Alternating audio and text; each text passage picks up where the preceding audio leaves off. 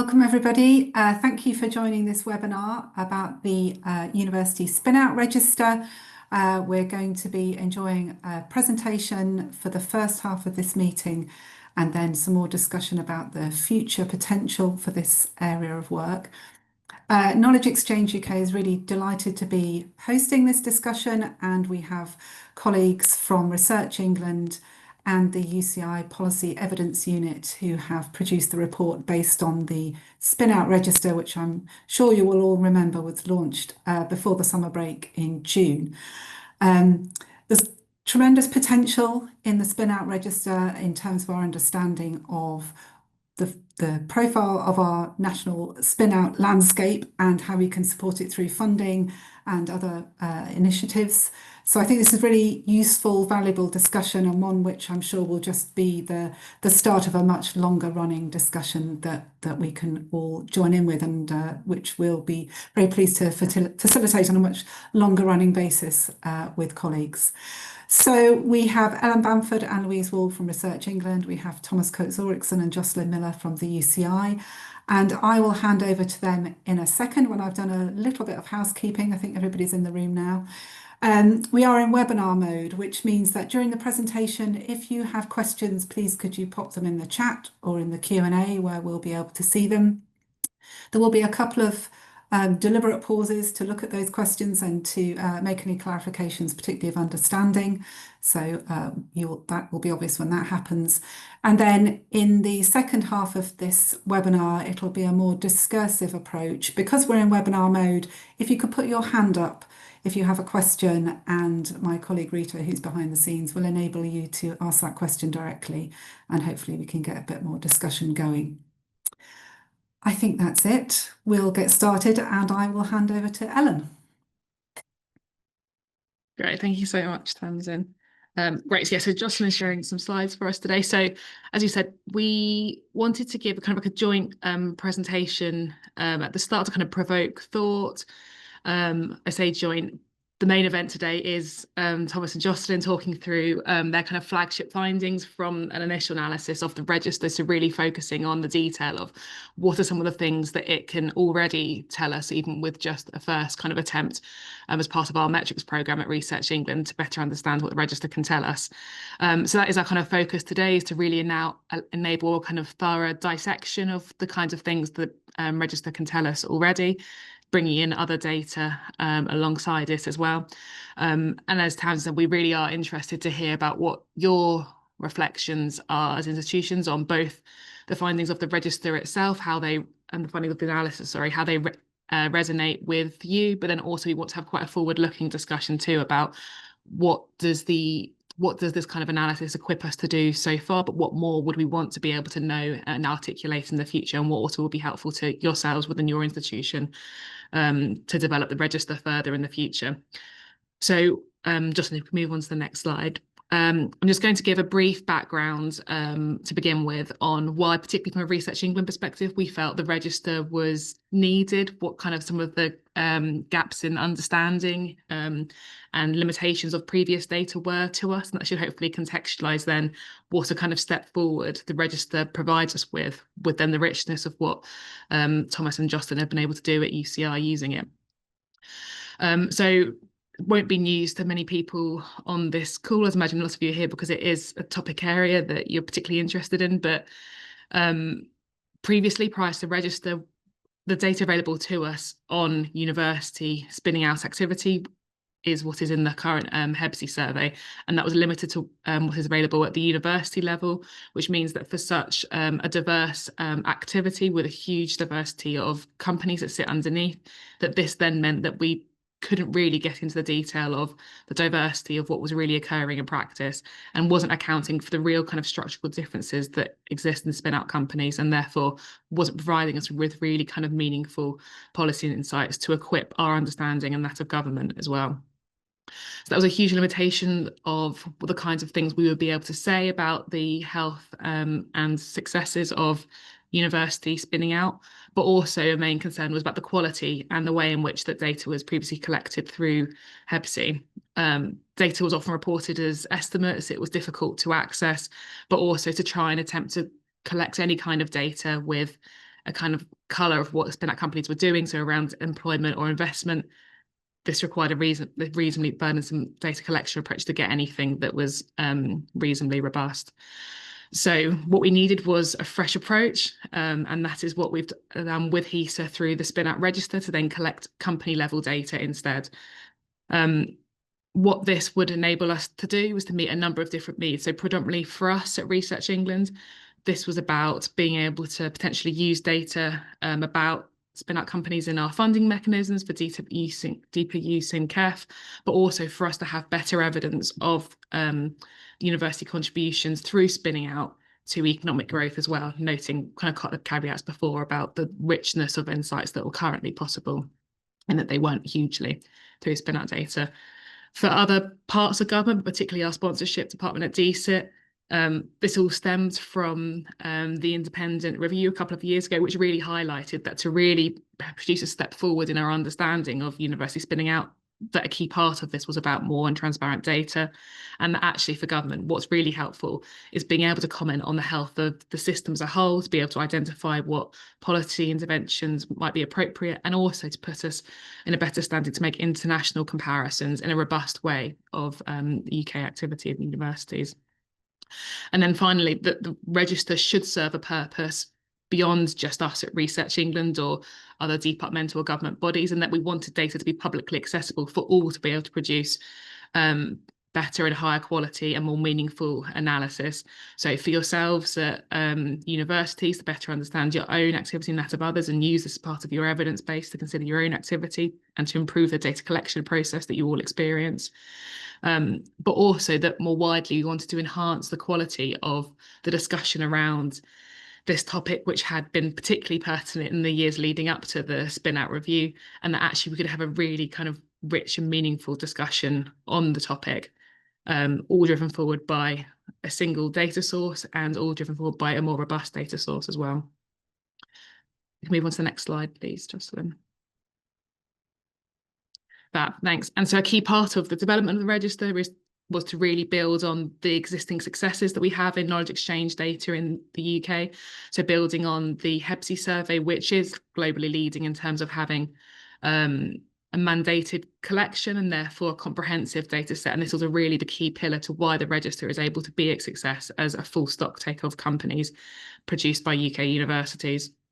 And what that means is that we're now on our way to the register being an official statistic, and that then plays into us wanting it to be the single source or the preferred source of data when it comes to UK university spin out companies. Justin, can you use the next slide, please? Thanks.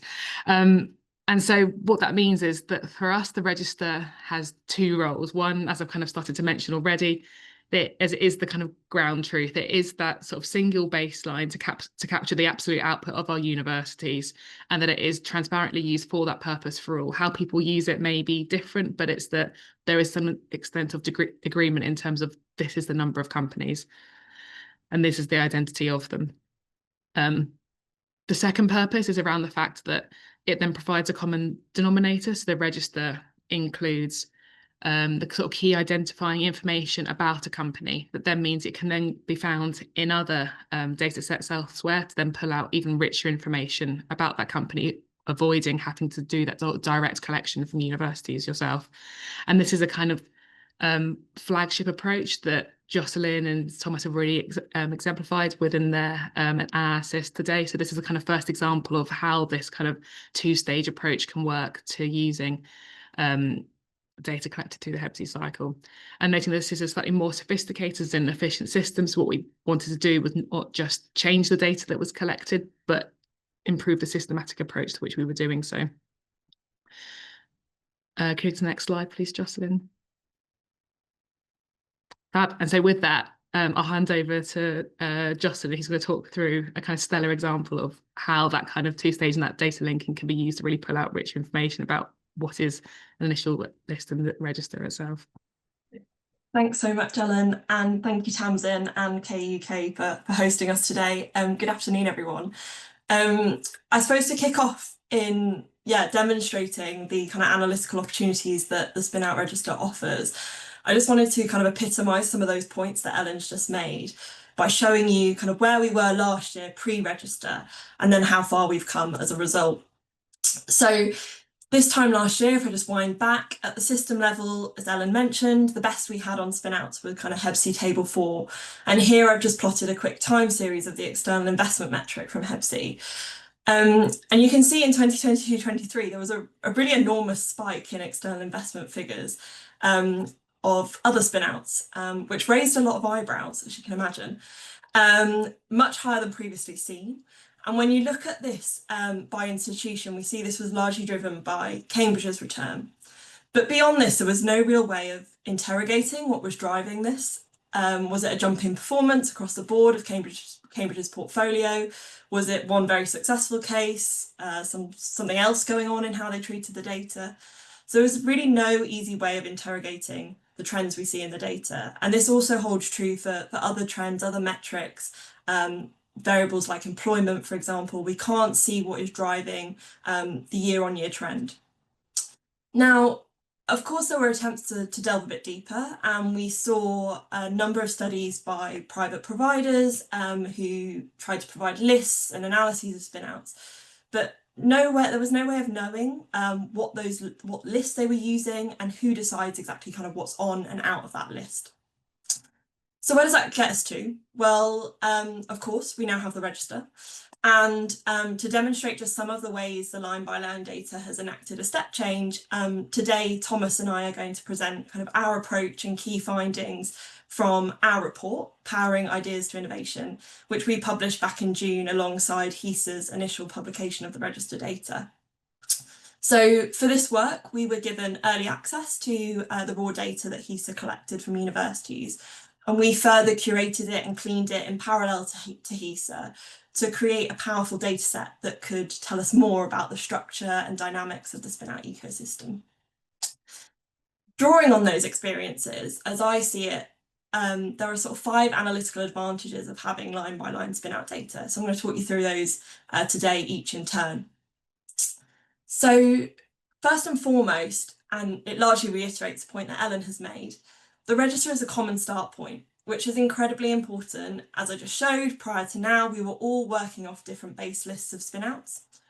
Now, we expect the quality of the register data to improve with time, and I expect convergence to the register to sort of follow suit.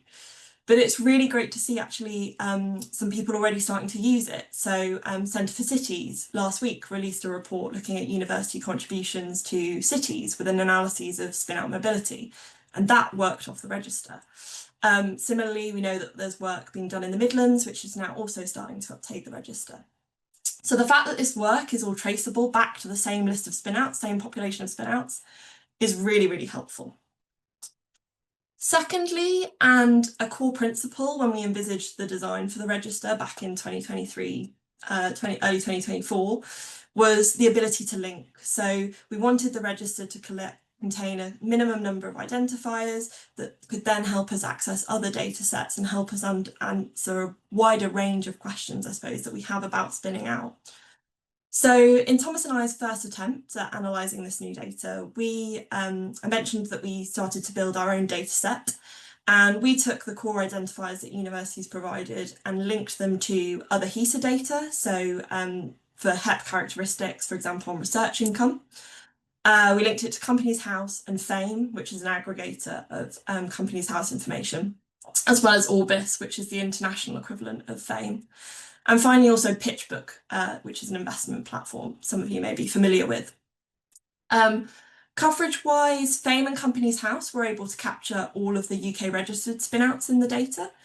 And where needed, we supplemented it with Orbis data to provide additional coverage for the non-UK registered firms. But PitchBook had slightly lower levels of coverage, as you can see on this slide here. It was higher than we anticipated and broadly able to capture about 7 out of 10 spinouts, mostly skewed towards those spinouts that grow through sort of equity-based deals or have high growth potential that kind of attracts investor interest. Unsurprisingly, as an investment data platform, that's kind of the data they're most interested in. So, of course, there's huge potential with linking, and beyond just the sources that we have here, and I think Louise later on from Research England is going to explain some of their plans for data linking. But for us, it really gave us the ability to kind of triangulate the different sources, verify the raw data provided by the universities, and kind of undertake cleaning work alongside HESA, doing that in parallel too. We could also append additional identifiers onto the data, which became really important for the investment analysis that Thomas will go on to present. We often found that investment deals were kind of stored within different entities, so maybe the holding companies or the parent companies of spinouts. So we needed to collect sometimes kind of secondary CRNs, secondary identifiers to help find those deals and make sure that we kind of included the full investment landscape. And then finally, we expanded the database to include other fields. So we linked to HEP data, as I mentioned, to be able to sort of segment samples by types of institution. And we also added in the investment data as well to the investment analysis. So lots of possibilities through linking beyond what's here, and we'll talk about that more probably in the later half of the discussion. The third advantage, and probably one of the most important, is this ability to surface and reveal individual cases hidden behind the aggregates. So this includes championing the great success stories of the sector, bringing these to the fore. And I've just put some of the largest companies by size of raise on this slide here. There's some really interesting examples of spinouts, many of which I'm sure you'll be familiar with, all working in kind of diverse sets of industries and sectors across the UK economy. Just to point out some examples, you've got Gravity Sketch in there, and this is a kind of VR collaborative tool for prototype design. Really interesting spin-out, came out of the Royal College of Arts. GraphCore, working in semiconductors. This is a Bristol spin-out, the spin-out, XMOS. So we may want to have a bit of a discussion later on as to whether that's a spin-out. But in any case, really useful to highlight very successful but perhaps less well-known spin-outs, and can imagine it's sort of useful to build investment propositions to the UK and showcase the contributions that universities make to these companies as well. It also allows us to surface more unusual cases, and from our work involved in supporting HESA design the register and the guidance, we know it's really difficult to draw that line and clear boundary on what a spin-out is and isn't. In our efforts to clean and curate the data, we identified a few different types, which we've got on the screen here.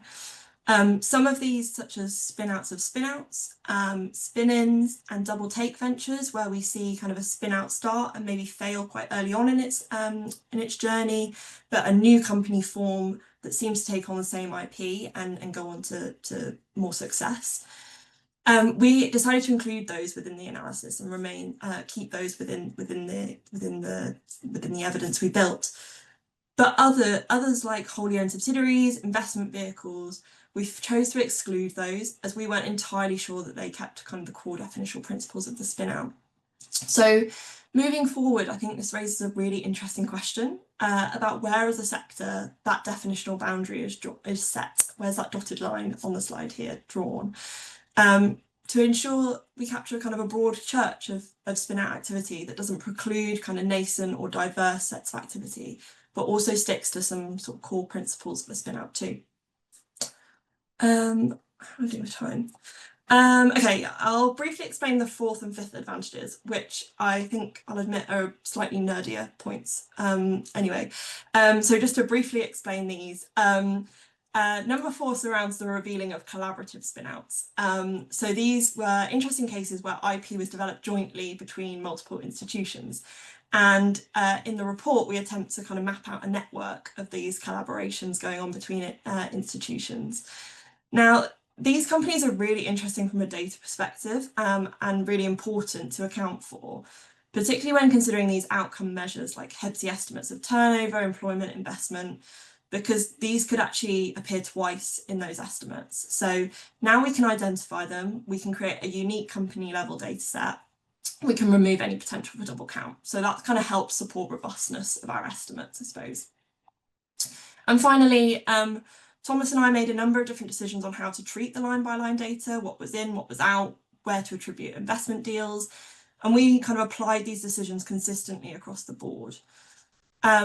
With this, of course, we may have made some misclassifications, and kind of we hope this could be seen as part of the process where we make improvements over time to the data. But hopefully longer term, by taking those decisions off individual institutions' hands and centralising them, We develop kind of fairer, more transparent data and analysis approaches. So to summarise, I've hopefully convinced you through explaining some of the methodology that Thomas and I undertook that the register has kind of changed the game. We now have a consistent start point. Everybody's working off the same Spinout population. We've got an ability to link to other data to answer kind of wide-ranging questions. We can see the full spectrum of the weird and wonderful world that is Spinouts. And we can improve the robustness of measures by accounting for double counts and kind of reach more fairer and more transparent approaches in kind of how we treat that data. And it's through all of these that we can gain a sort of better understanding of the whole population of Spinouts, its scale, its structure, something we really didn't have a full grip on before. And crucially also the underlying distributions, which is really, really important for a portfolio game like Spinning Out, where averages, totals, they might be skewed by dominant outliers. Think back right to the start of when I started talking to that external investment metric at almost 3 billion in 2022, 2023, right at the beginning, largely driven in that case by kind of one Cambridge Spinout. So with that, I'll pass to Thomas to explain more on the findings we made around this, around kind of some of the things around population and distributions too. Great, next slide, please. Yeah, so again, thanks very much, Jocelyn, for that introduction to the report and what we did, and also obviously to Ellen and the team at Researching, and for their introduction, obviously all their support in getting us to this point, right, with the K Metrics program, the Spinout register and everything. And also, I guess, thanks to KUK, and just to echo my thanks for putting together this webinar, but also importantly to the community, everyone joining this call, for their role in with us, with Researching, and he's on this journey to try and create a Spinout register. We realize it's not an easy task. It wasn't not the smoothest journey, right? But what we've got there, we've got something. It's not perfect. It's going to get better, but it is a really, really good starting point. And certainly when I speak to colleagues internationally, they're quite envious that we now have this. And I know a number of places that are looking to try and develop equivalents, right? And I might say a bit more about that in due course. But so I'm just going to run through over the next sort of 7 or 8 minutes just some of the key findings that I think, there's a lot in the report that we've just taken out, a couple of key findings that hopefully resonate with you, that might stimulate some discussion, but also that can showcase a bit about, that can demonstrate, I guess, what having more granular data on spinouts can actually do. Next slide, please. So the first one is perhaps the biggest leap forward, I think, is our ability to really understand what the sector looks like, both in terms of scale and in terms of diversity. And through the base data that you gave us, not least on the disciplinary origins of these companies, but also our ability to link these into other data sets, we can see a lot, we can better understand, I guess, the structure of the sector.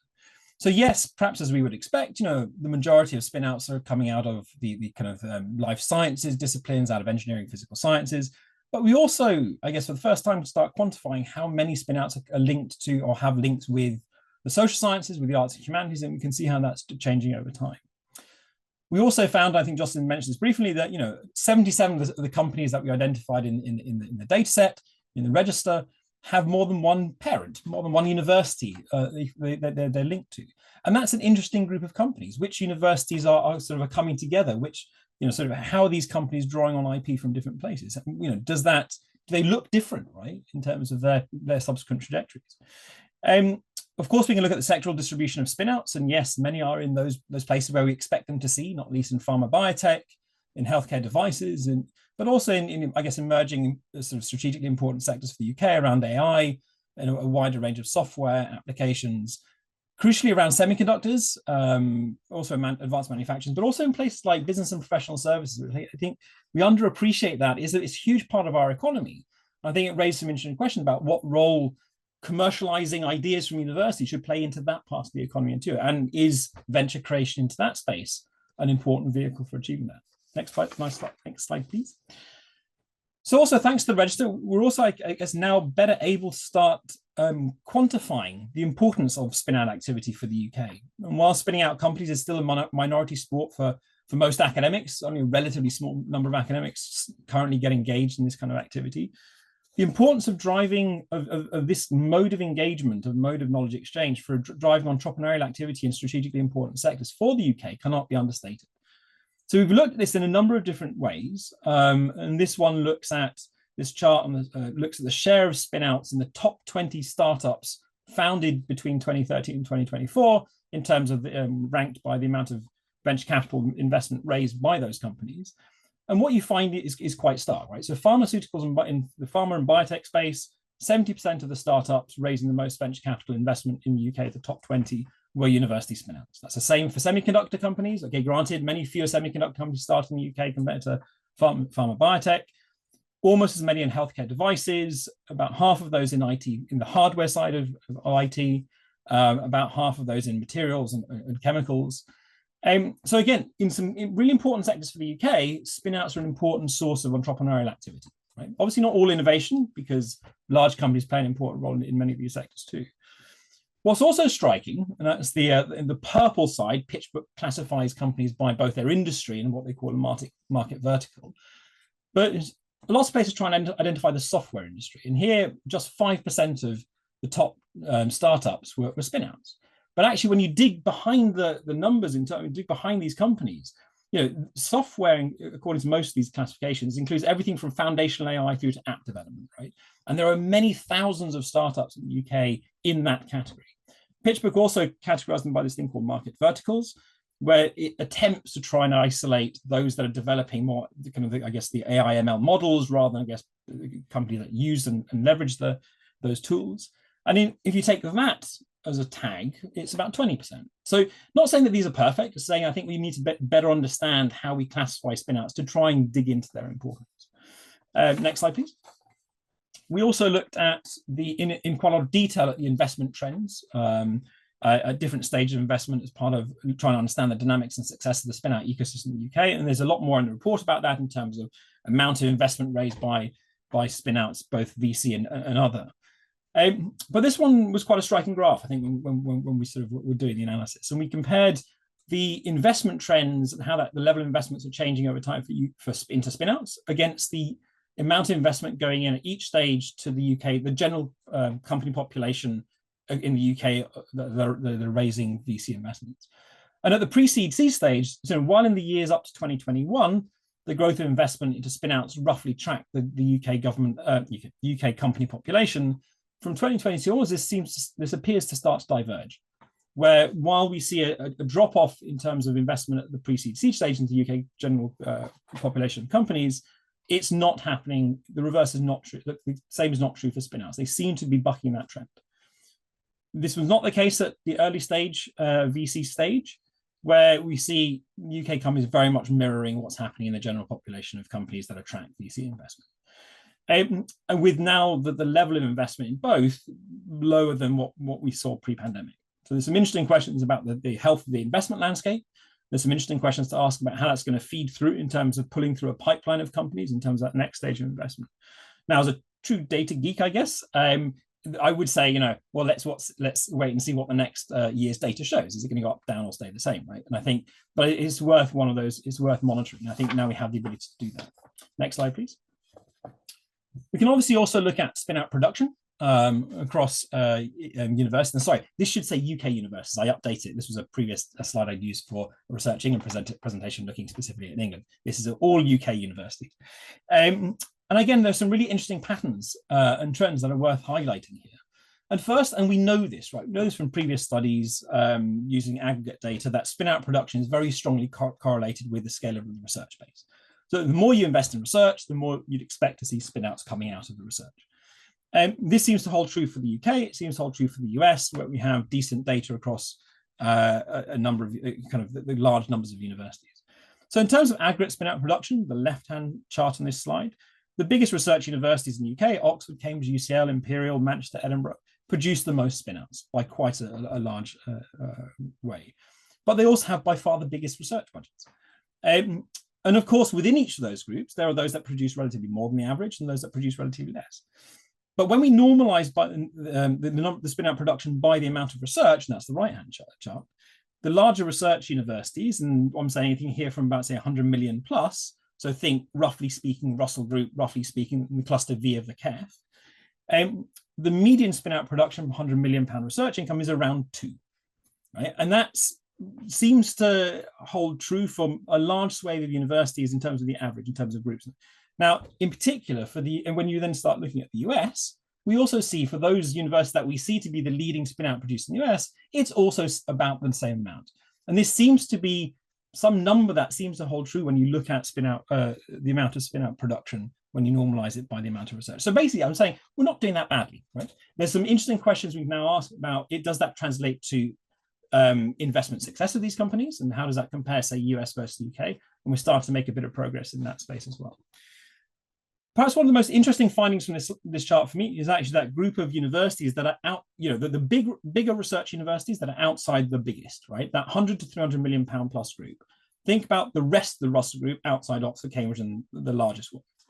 And here, what we saw, it was quite striking, the jump in spin-out production when normalized by the amount of research they do between an earlier period, 2013 to 18, and the current period of study, 2019 to 2024. And that was quite striking. And I'm not going to show a chart because I'm time limited, but that seems to be feeding through to investment success of those companies too. We're seeing companies from those universities that attract a much larger portion of the total investment pie into spin-outs than they were now compared to the period in the 2010s. So again, I think it's a very encouraging story, right, about the expansion out of the biggest 5 or 6 universities to a much broader group. Next slide, please. And on to my last slide before I hand back to Research England. So I guess a lot of what I've said so far is a very kind of happy, shiny, positive picture of what's happening in the UK, right? It is a positive story. We should celebrate it. And I think we have the data now to really back that up. I wanted to flag something I think a bit more concerned about, which is if you look at the overall spin-out production numbers going back to 2013, so long-term trends here, we find a relatively steady increase until about 2019-ish. Then we had the pandemic and a kind of a bounce in terms of spin-out production, quite a big jump to 2021, 22. And then we see it come back. Now that jump, some people attribute it to academics being locked out of universities and their labs, so had more time to spend on commercialization opportunities and things like that, creating almost like a pent-up demand type effect. But since 21, 22, we've seen those numbers come off quite significantly, despite a significant increase in government attention to it, and also money, perhaps extra money flowing in through various routes. So that's concerning, right? I think we need to think about why. Now, one interpretation is that what we have here is effectively 2 levels, right? Pre-2018, where it was around 130 to 140, and it would kind of take out COVID, post that period around 160-ish spin-outs per year. There's another, I guess, potential interpretation, which is there are increasingly growing headwinds. The financial crisis hitting universities, time pressures on academics, an increasing challenging investment environment, and these are dampening, these are effectively, no matter, absent of some massive change in terms of investment, these are kind of out, dampening down, I guess, the ability to produce more spin-outs. So I guess the data geek in me again says we need to wait for next year's numbers to see to get a clearer picture of where we're headed. But I think it's something that we need to keep an eye on. So I'd love to hear your thoughts about this, but also any of the findings that we found, also about the register. And that I'll hand it back over to Research England, who offer their reflection on the report, and we'll pause for some questions.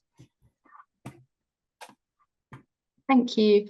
So we just want to take a moment to say that Research England are incredibly grateful for the analysis written by UCI on the spin-out register, as it showcases the importance of university spin-out companies within the wider startup population through key findings. For example, as Thomas has noted, the data can begin to show the areas where increased activity is now taking place outside of those traditional zones, something which is of interest to get an understanding of the whole spin-out ecosystem. As this slide shows, through the analytical report, we can begin to pull out flagship policy findings, such as university spin-outs outperform other startups, including contributions in key strategically important sectors. As an example, with university spin-outs comprising 70% of the top life science startups by investments raised. So through using the data UCI have produced to both others and including Research England, introduced RE, including RE, how to use the register to inform better policy making and evidence what is happening in the spin-out sector, with an aim for RE and colleagues to then build on this and develop and grow this analysis further. So realising we're at time, just pausing for this moment to see if anyone has any questions already in the Q&A, or again, do raise your hand if you want to ask any questions. Thank you, Louise and colleagues. We haven't had any questions other than whether we will share the slides, which we're recording this webinar, so it will be shared afterwards. Jackie, I can see Jackie Barnett has raised her hand. Rita, would you do your magic behind the scenes? Hi, can you hear me? Yes. Great. I've got a couple of questions, but I think the first one is, do we care about production? Because I mean, I understand the production creation of spinouts is declining, but actually I would suggest that what we really care about is what the outcome is, because if we create a whole lot of companies, and there's been lots of studies to show that many of them stay small, like zombies or twilight companies, actually the focus should be on the outcomes or the impact of those companies. So that's the one sort of point. And I just wondered how, I suppose, Research England feels about that in terms of the difference between creation and outcome. And I think the second thing is, what are we actually trying to find out? Because to my mind, we actually want to find out what impact they make on the UK economy, the world, and so on and so forth. So one of the questions that we've been having is, what happens if a company is acquired? And we can still track it if it's still in its original form. But then if that is acquired and merges with its parent, for example, and the parent's a big company, that technology and that spin-out is still making an impact, but we're not tracking that in any way. And is there a way to somehow in the data flag those sorts of companies or somehow account for them in another way? Happy to start on the first one, Jackie, and then I think so yeah, I mean, I would completely agree with you about the distinction between volume and production rates, and then the actual outcomes that those companies are achieving and how many of them are going on to grow, be successful, and have impact on the economy or wider impacts if that's not their intended purpose. So yes, I think that's predominantly a reason why we don't use production rates for various purposes that we have, and I don't think would do, given that we wouldn't want that to drive behaviours, as you've mentioned. That for me, that's not a particularly good measure of the impacts that university spin-out companies are having. I guess it is, however, it is a useful part of the full picture. I think Thomas raised a helpful question there, which is to say, can an understanding of why production rates are changing better inform our understanding of I guess issues or constraints or concerns within institutions, so then producing companies that then go on to have impacts or benefits elsewhere in the economy. So I agree with you that I don't think it's something that we should be focusing on as the sole or one of the most important measures, but I do think it's an important part of the full picture, as it might provide sort of early sort of headwinds to then point to what the current sort of state and health of the system is based on the numbers that are being produced, and what that can tell us about what's going on within institutions and what maybe some sort of constraints or concerns may be. So I agree. I don't think it's the answer, but I don't think because there are risks around it that it should be part of the conversation as well, I guess. Yeah. But I think it should be treated like really cautiously, hence why we don't use pure production rates as measures of performance in any of our mechanisms. I'll just add a couple of comments there, because I completely agree with that response. I mean, I think it is part of the picture, right? And you can use it as a leading indicator. But the point is now is we can track it. We can see what happens to those companies. And we had a limited amount of time, and that was one thing about this report. We got the data in March. We published the report in, what was it, June? I think, something like that. It was a very tight turnaround. So there's only so much we could do, including all the cleaning, integration, linking, all that kind of stuff. What I didn't present today was the feeding through of that to investment success. So that was just one bit of a story to make an interesting point that actually, both in terms of spin-out production numbers, but also in terms of when you look then further down the line in terms of, are those companies raising investments and the scale of the investments they're raising, that second group of universities in terms of size of research base, the jump is there in a number of the different metrics. So I think it points to the development of a system and the maturing of an ecosystem and success outside the traditional heartlands. But I completely agree. Wouldn't want to incentivize universities based on production numbers. And we saw what happened in the in the 2000s when you do that, right? And Spinout basically get lots of paper companies being formed. On your second about what are you trying to find out? I completely agree with you. We want to try and find out whether these companies are contributing to the economy and to society in some kind of way. Now, we use what we had available in terms of investment data, in terms of providing proxies. We looked at employment data, which we haven't published in the report. There's some tricky issues around that. We looked at other metrics as well. But ultimately, yes, it's trying to understand, are these companies developing in such a way that they're able to contribute productively to the economy, to society, to other tackling major challenges? Whether or not they leave the UK, it's a really interesting question about this whole debate about value creation. Spinouts create the potential for value to be created, right? We need to really think about value capture in the UK as well. Now, in some ways, that's another bit of government. That's another bit of the system. There are many things that are going to shape location decisions and growth decisions and development decisions of companies. Some universities might be able to influence, many they won't, but we really need to be tracking that. And I think your challenge about what happens when they're acquired, and is that a loss to the UK or is it a continued benefit? I think there's some really interesting questions to be answered in that. We can talk about this in a minute, I think, about we're going to start looking at how we can start linking to other data sets and other bits of information, which might allow you to start trying to continue to keep an eye on, I guess, what happens if a Spinout is acquired in terms of the core technology that's being commercialized, things like that, perhaps where it's being commercialized or where it's being sold and things. I don't know. Let's see. I think that's a big area of inquiry as to how we might do that. But yeah, ultimately, I think we really try and get proxies that look at the contribution these companies make to the world, and then importantly to the UK as well, which raises many questions for government outside Research England, DCIT as well, about how we ensure we benefit from these companies that we're creating. I think that's one of the challenges, isn't it? It's not, we're here discussing what is just part of a much bigger picture and a much bigger system of support that's needed around spin-outs if they're going to be sustainable, if they're going to grow into much larger companies. We know that that growth phase is really essential, and that has all sorts of implications for investment and may not be related to our university sector directly, but indirectly through skills and other forms of support. Catherine, you have a question as well.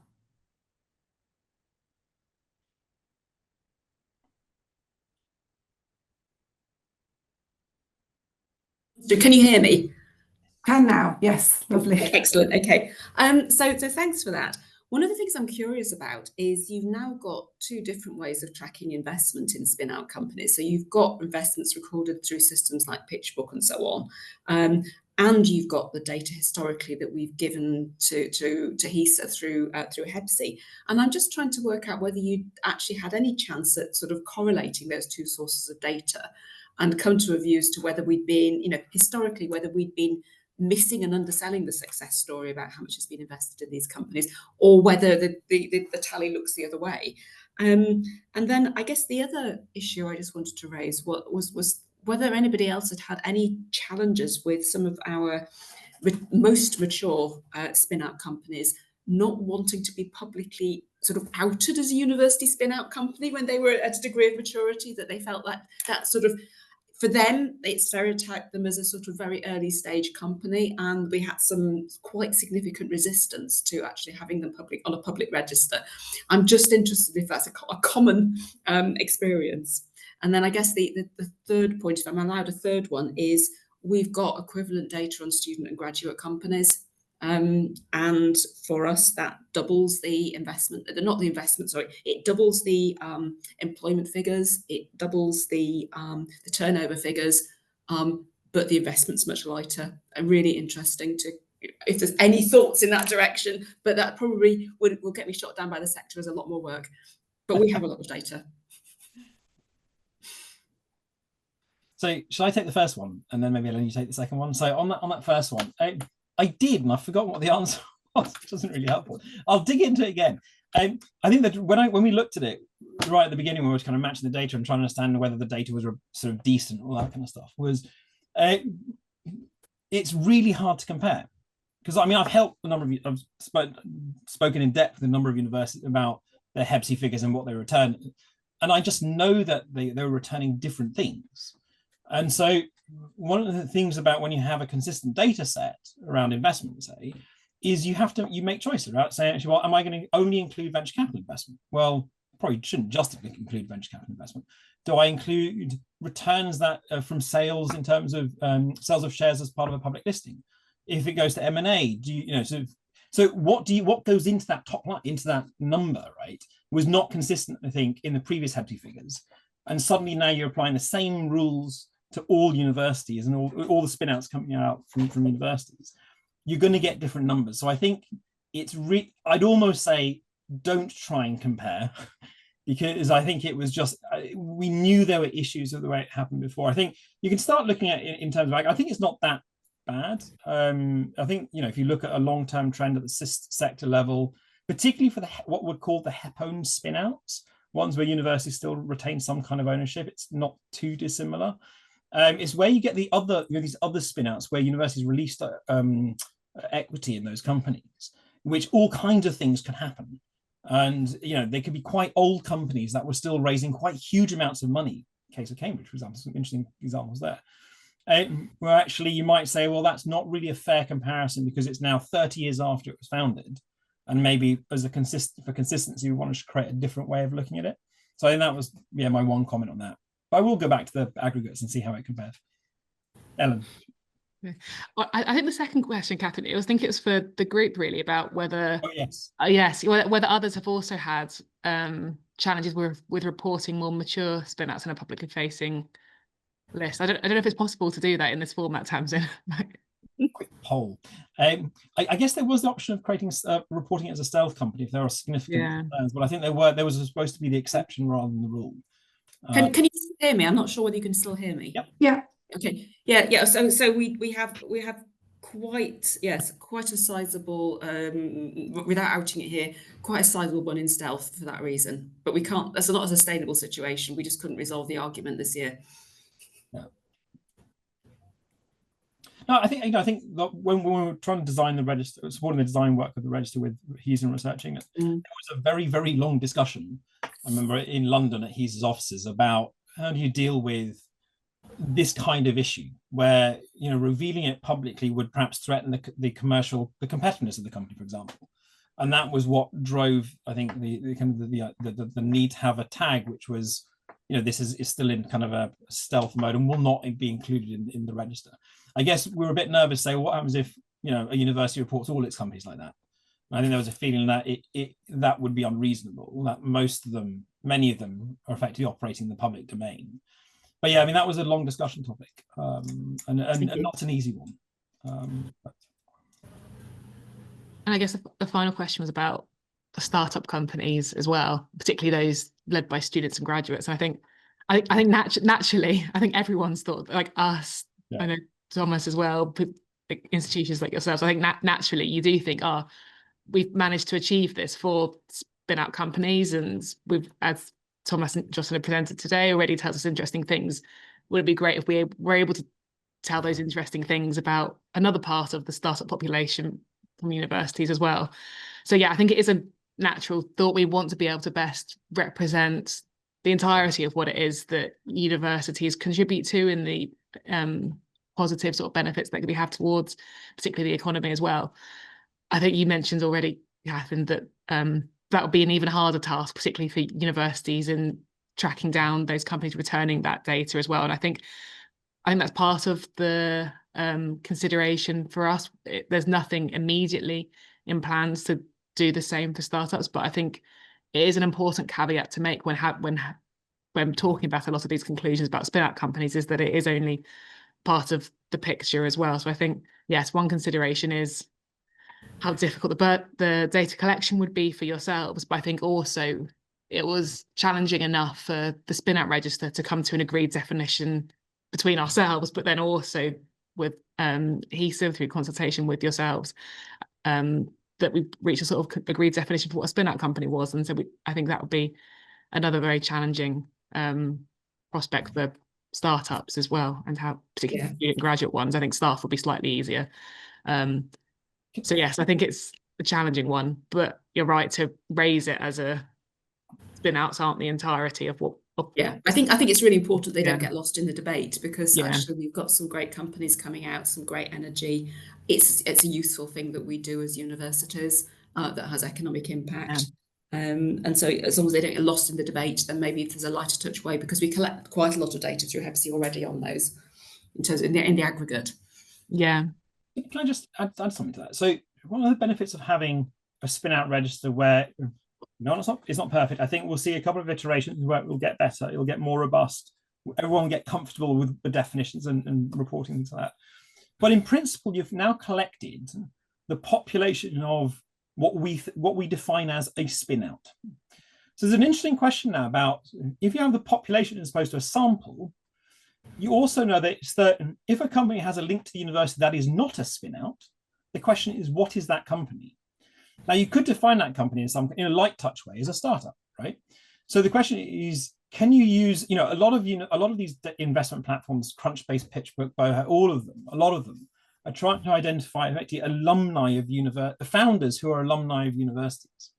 So there's an interesting question about, in a light touchish way, could you try those kind of lists where you say this company was founded by alumnus of UCL, it is not in the spinout register, therefore it is an interesting company to look at with some connection back to the university, as trying to get at, lists or samples or something like that of the other companies that are associated with universities.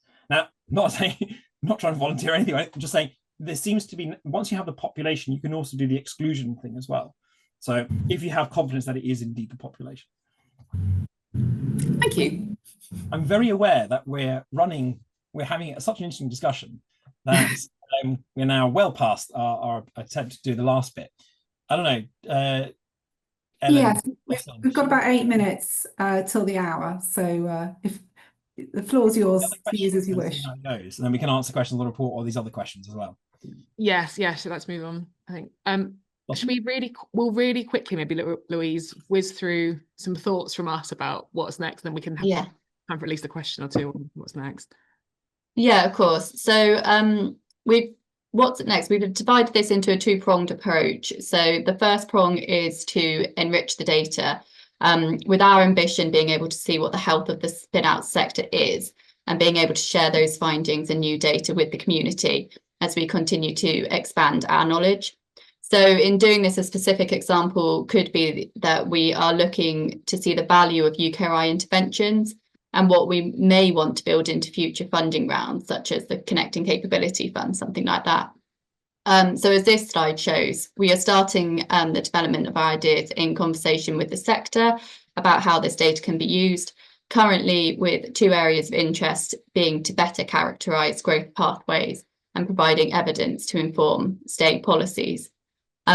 Furthermore, we will look to leverage the Spinout register to support policy questions, and an example of that is the Tony Hickson review, which is currently undergoing at the moment.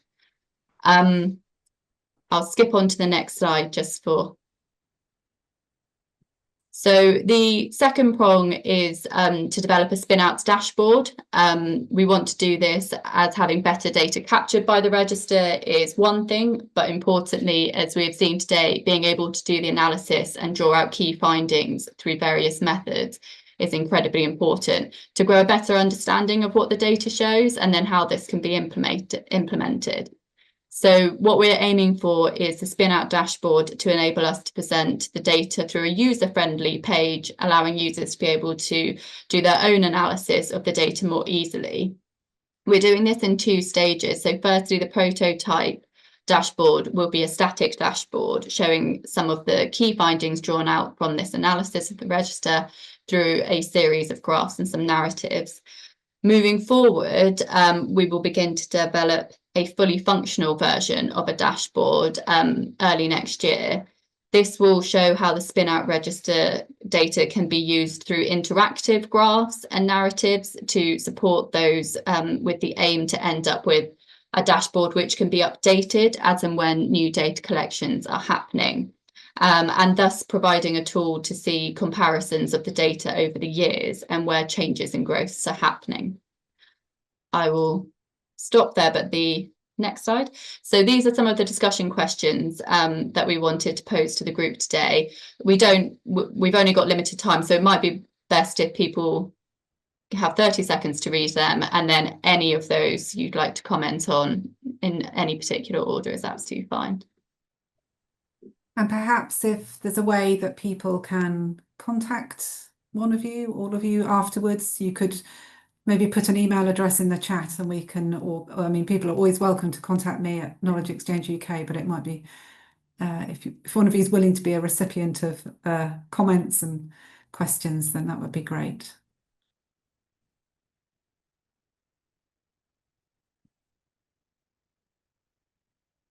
Anybody wants to put their hands up to answer some of these questions, please do so.